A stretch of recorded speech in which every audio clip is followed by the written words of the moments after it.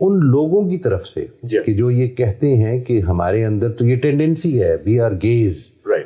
دیکھیے میں اس کو سمجھتا یہ ہوں, یعنی میں کوشش کرتا ہوں اس کو سمپلیفائڈ طریقے سے. اس دنیا میں آزمائش کا قانون چل رہا ہے جی, یعنی وہ آزمائش کس پہلو سے ہے اس کو اگر آپ غور کریں گے تو معلوم یہ ہوگا کہ دنیا اٹ از فل آف ویکیومس.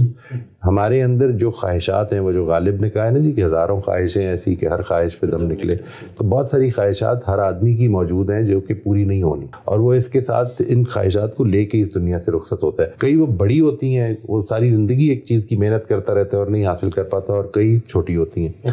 ہم سب اس چیز کا تجربہ رکھتے ہیں, ہم سب اس چیز کا تجربہ روز کرتے ہیں, یعنی what we aspired for we could not achieve.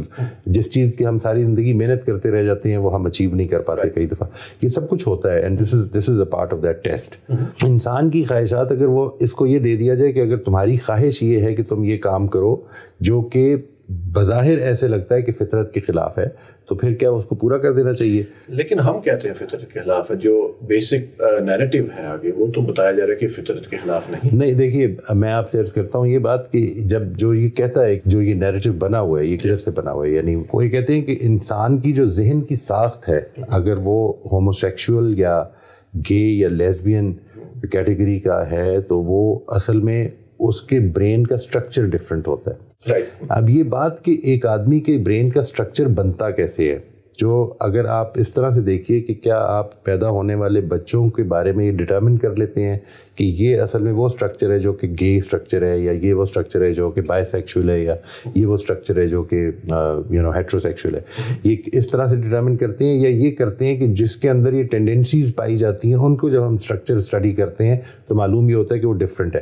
دیکھیے دیر از اے ہیوج اسٹیبلشڈ ایسپیکٹ, ایک کانسیپٹ پورے کا پورا جو ہے جس کو دنیا مانتی ہے وہ یہ ہے نیورو پلاسٹیسٹی کا. یعنی آپ اگر آج ایک کام کرنا شروع کریں, مثال کے طور پر اگر آپ آج ٹائپنگ شروع کریں, ڈرائیونگ شروع کریں, کوئی اسکل نئی شروع کریں, کوئی ایکشن نیا شروع کریں اپنی زندگی میں, تو برین میں کنیکشنز بننے شروع ہوتے ہیں. These connections become deeper and deeper and deeper as you practice it. ٹھیک ہے جی. اینڈ دین اگر ایک آدمی جو ٹائپنگ جانتا ہے اور ایک آدمی جو نہیں جانتا ہے, یعنی ان دونوں کے برین کا اگر موازنہ کیا جائے گا تو پتہ چلے گا کہ وہ ڈفرینٹ برین ہے. ٹھیک ہے جی. And this thing keeps on happening till the last day of your life. یعنی جب تک انسان سیکھنا چاہتا ہے وہ اپنے برین میں نئے کنیکشنز ڈیولپ کر سکتا ہے. اب جو یہ سوال ہے کہ جو ہوموسیکشولز ہیں یا جو گیز ہیں یا جو لیسبینز ہیں ان کا برین اسٹرکچر ڈفرینٹ ہوتا ہے, تو اس میں جو ایک important question which still needs to be answered, which has not yet been answered, وہ یہ ہے کہ کیا کاز جو ہے وہ برین کا اسٹرکچر ہے یا کاز ان کا عمل ہے. یعنی یہاں پر مسئلہ یہ نہیں ہے کہ کاز اینڈ افیکٹ ڈٹرمن ہو چکا ہوا ہے, یہ سائنٹیفکلی یہ ڈٹرمن نہیں ہوا ہوا. یعنی کیا انسان کے برین کے اندر جو کنیکشنز ہیں جس کو آپ کہہ رہے ہیں کہ گیز کے ڈفرینٹ ہوتے ہیں اور لیسبینس کے ڈفرینٹ اور ہیٹروسیکشولز کے ڈفرینٹ ہوتے ہیں, وہ کیا پیدائشی طور پر ڈفرینٹ ہوتے ہیں یا ان کے عمل میں ملوث ہونے کی وجہ سے ڈفرینٹ ہونا شروع ہو جاتے ہیں. یعنی آپ you keep on doing the same thing over and over again اور آپ کے برین کا اسٹرکچر ڈفرینٹ ہو جائے گا because of the concept of neuroplasticity. یہ نیورو پلاسٹیسٹی کا مطلب یہ ہے کہ آپ جب بھی کوئی نیا کام کریں گے ایک کنیکشن فارم ہونا شروع ہوگا, آپ اس کام کو پریکٹس کرنا شروع. یہ جس کو میں نے پچھلے پروگرام میں جب آپ سے بات ہو رہی تھی میں نے کہا تھا کہ اس کی ہیبٹ فارمیشن کی ضرورت ہے. یعنی آپ بار بار وہ چیز سوچیں گے تو وہ پختہ ہو جائے گی.